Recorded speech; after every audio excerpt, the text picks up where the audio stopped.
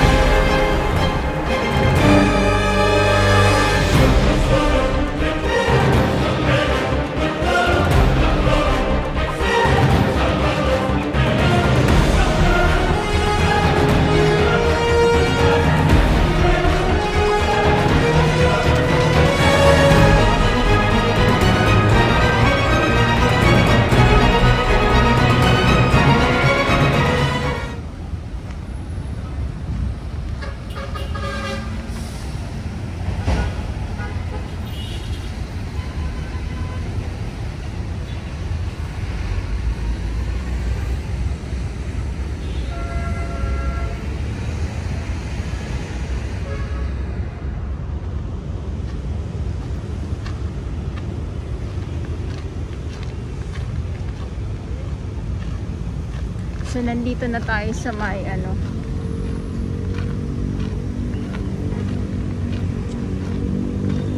sa may Mandamos office.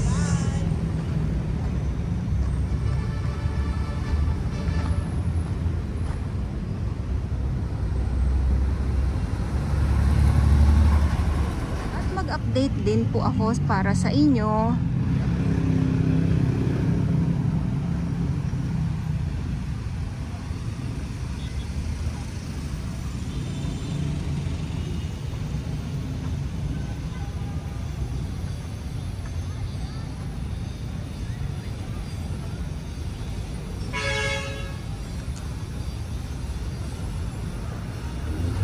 Pag hapon, medyo may mga dumarating ng mga kalat. Ayan o.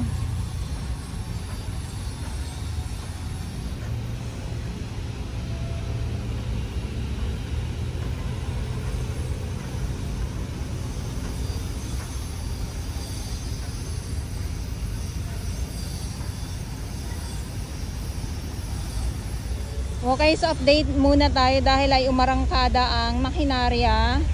So ganito ang Dolomite Beach po na makikita ninyo.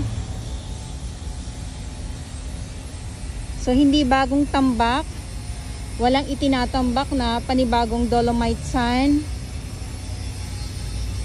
Ganito lang naman po siya pag pag napapasadahan ng traktora, yung kulay green. Good afternoon sa inyong lahat.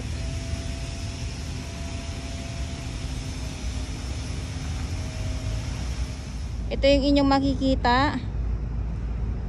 So hindi pa po tapos na mapatag muli itong Dolomite sand dahil yan umbok, yung mataas po siya. Pag once na maging okay yan, hanggang doon sa to, so makikita natin ang pagkinang ng Dolomite Beach po. Yan po. Walang tambak na Dolomite or walang dating na Dolomite sand. Makikita nyo po yun dito pag meron yung barge pa lang. Ang dami nang dumarating na may dalang Dolomite sand. So inaano lang po ito, pinapatag for maintenance lang po. At ito nga po mapapansin niyo. So inano na ito, pinasadahan na po ito ng makinarya. Yan. Kasi nga po naghahalo na ang Dolomite sand at ang gray sand. Pero pag once na pantay na po yan ng dire-diretso, maganda tingnan muli ang loob nitong Dolomite Beach.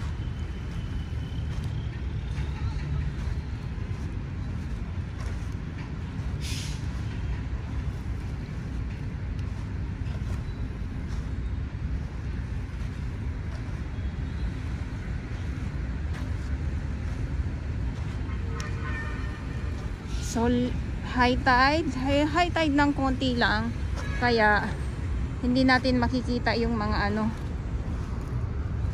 yung mga shell, yung mga lamang dagat na nakukuha na natin tuwing hapon.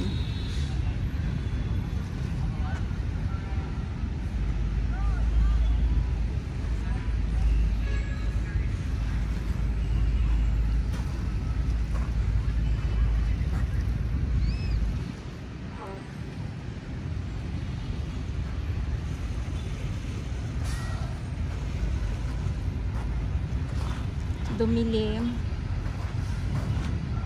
Sana naman wag naman umulan.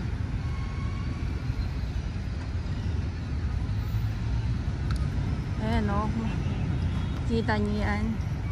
Naghahalo ang gray sand at ang dolomite sand.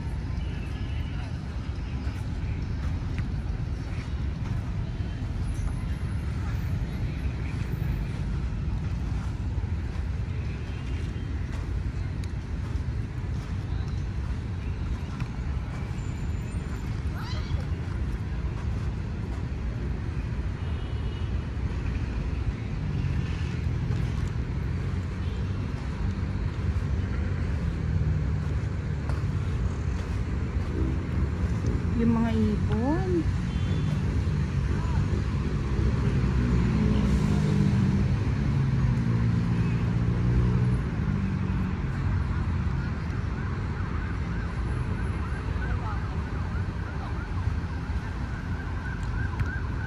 Ay, parang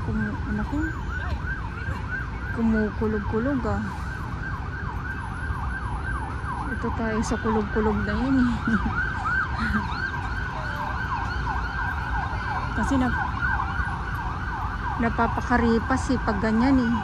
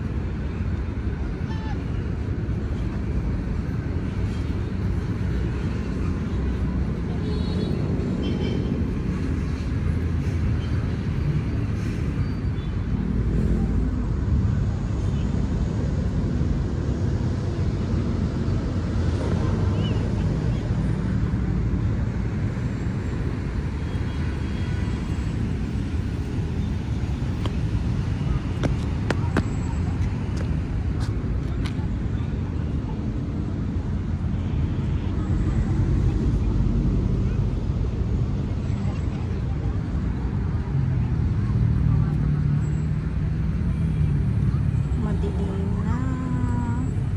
Wag naman sana bumagsak yung malakas na ulan.